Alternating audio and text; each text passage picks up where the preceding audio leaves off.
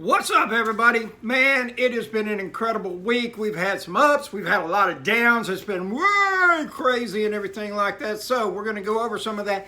And one of the things that I'm going to talk to you about is how I made $28,000 on a project that anybody can do. So stay tuned. We'll see what's going on and everything like that. Okay, so this story actually starts with a perception that people have of me that's totally incorrect, okay?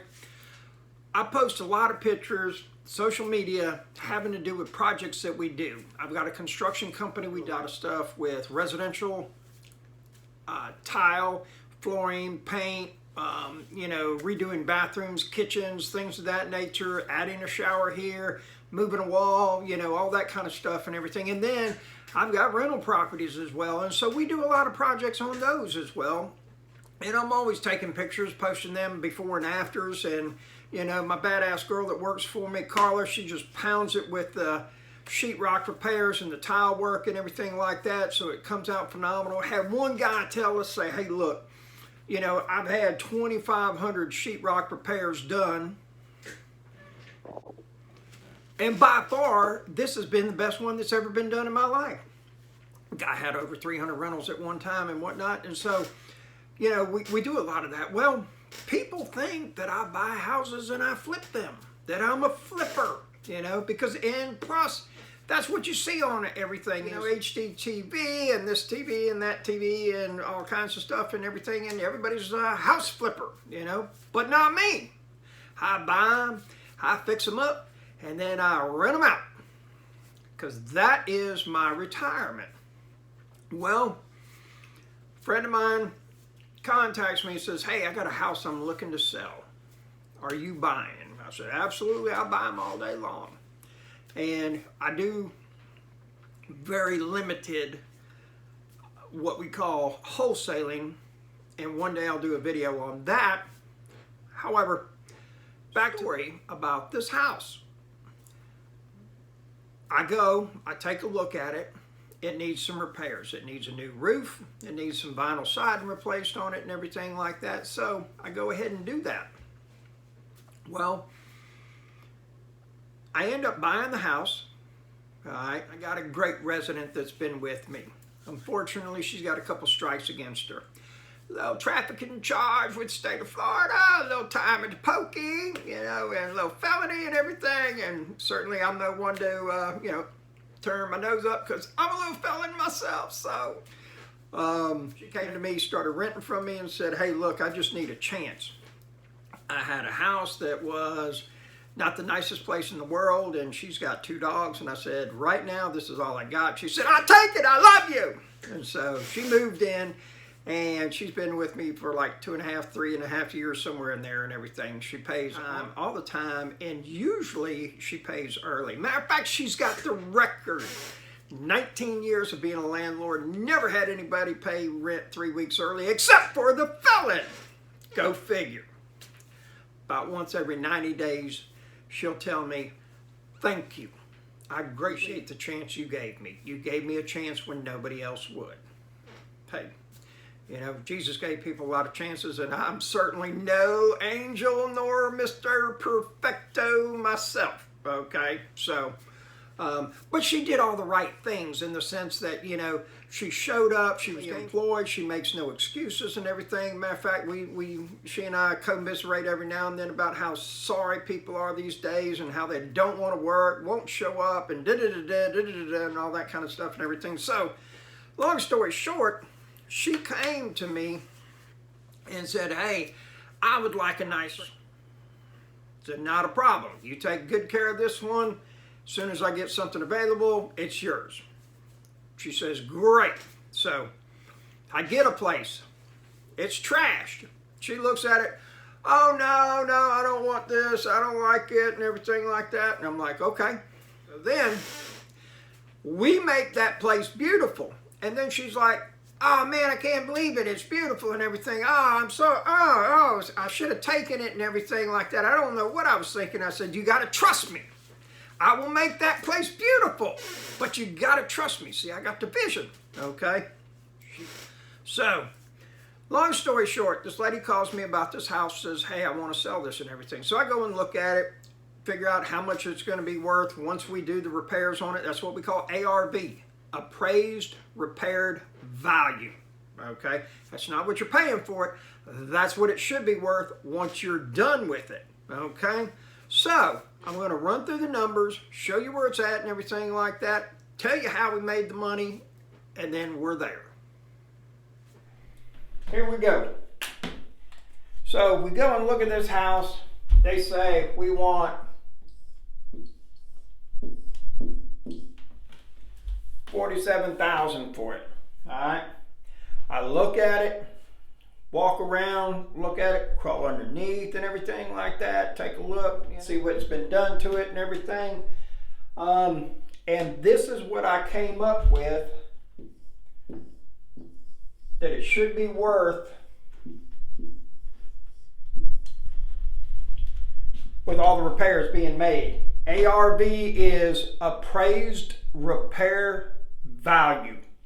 This is what it should be worth once you put the money into it like that. Now, here's the thing that you got to consider though is that at this price to this price, okay, you think, oh man, that's a lot of room in there and everything like that. Well, hang on there, okay? And this is for house flippers. Generally speaking, what you want to do is be able to have your numbers and run it backwards and have a 30% margin, okay? And what I mean by that is that if you're at 110, let's go ahead and knock off 30 grand right away, okay? Actually, it's going to be like 31 grand. And so we're going to be at, what's that, 79,000? No, 89. So, no, 79, I'm sorry. Let me get the eraser. Folks, you got to work with me. I got these work boots on. I can't do the big math. If I had flip-flops, it'd be a shoe-in for sure, okay? So, 79K. Now, we got to figure out what our repairs are going to be and everything. We ended up putting a roof on here and some vinyl siding. That was about 10K. All right. So now we're 69,000. There are some other items that are going to have to be addressed with the house within the next couple of years. So I had to pull those off of there and everything like that. All right. Now, me personally, I don't want to sell the house. I want to keep it, rent it out. I want it to cash flow.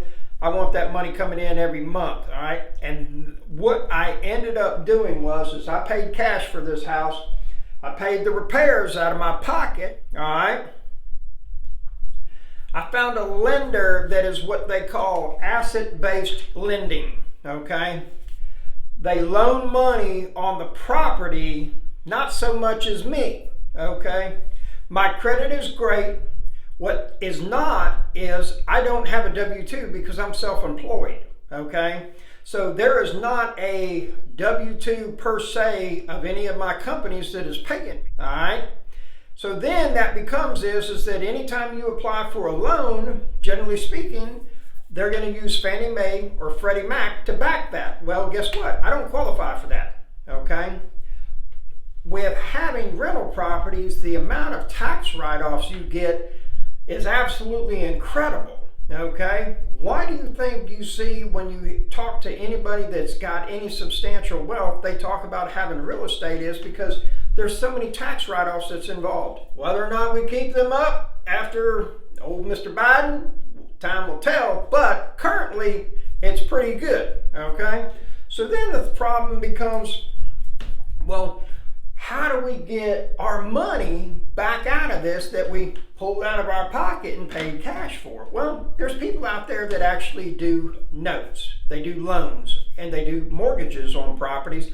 That's not conventional. It's not like you're going to walk into Wells Fargo or Bank of America, Regions, or somebody like that, and be able to get one of these kind of loans, okay? There's people out there. If you need a name and a number, send me an email. It's rentalrobertpcola@gmail.com. Send me an email. I'll send you my guy's name and number and everything. It is a company. It is legit. I got my check last week, okay? It was financed at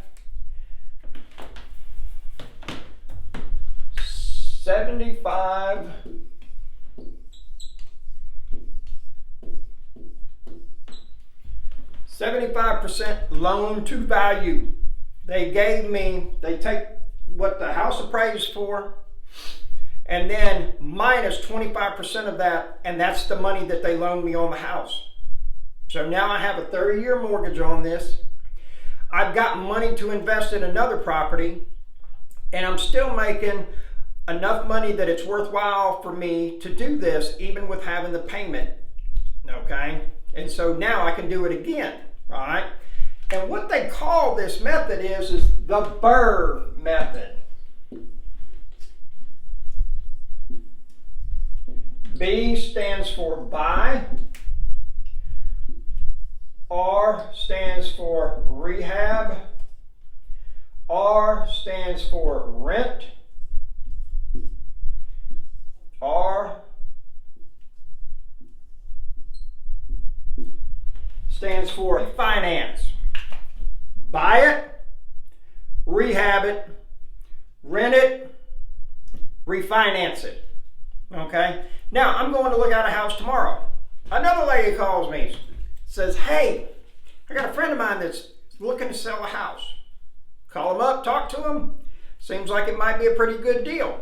Here's the thing about it is, the price that I'm going to pay, I have to be able to turn around and be able to get a loan on this with this criteria to be able to pull my money back out of it, and I get a mortgage on the property.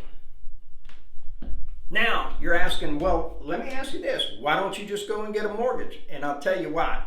You're buying investment properties, okay? You're going to get to a point where you are too much of a risk for conventional financing. What I mean by conventional financing is walking in off the street, Penn Air, Navy Federal, Bank of America, Wells Fargo, Chase Manhattan, all of those kind of places, okay? What they do is they're conventional financing, and they're going to look for somebody else to back that loan, okay? They're not going to write it themselves and hold the paper, so to speak. That's what we call a portfolio or an in-house loan. They're going to use the guidelines at Fannie Mae and Freddie Mac. In case I go bad on the loan and not pay it, they're going to get their money because it's insured, okay? Now, this person that did this loan for me, they're not going to be able to do that. They're going to have to foreclose on the property. It'll get sold, and then hopefully they'll get their money back, okay? But I've got a long-term history doing this. I got great credit, so all of it says, hey, it's a good risk, okay? Credit is extremely important. It's not the end-all be-all, but it is extremely important.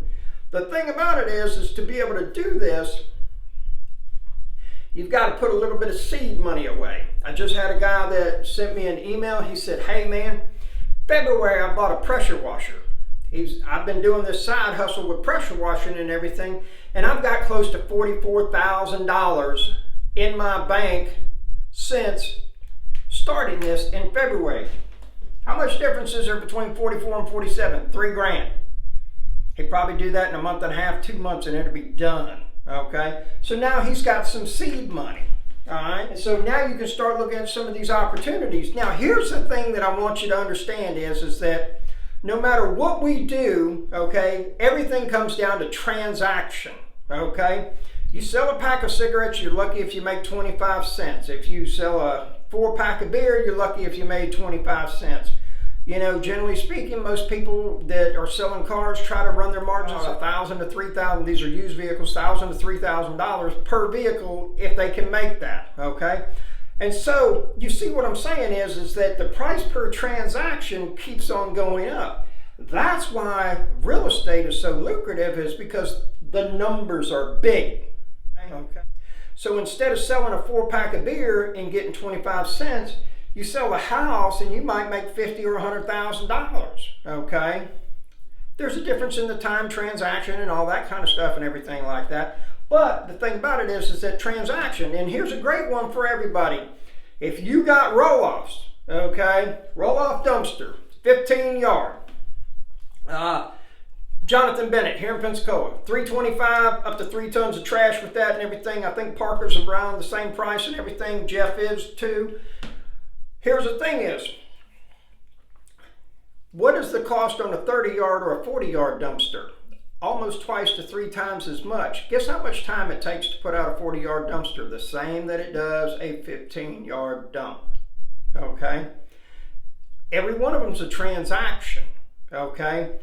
It's not often that you see a roll-off dumpster business with the trailer cans, and I'm talking about, like the Lodestar and PJ Rollsters and stuff like that, and somebody's got 50 of those type of cans, and that's what they've done. Most of the time, people get into it, they start doing like that, they figure out they can make some good cheese at it, they get out there and hustle and everything, and then before you know it, they're looking for a roll-off truck.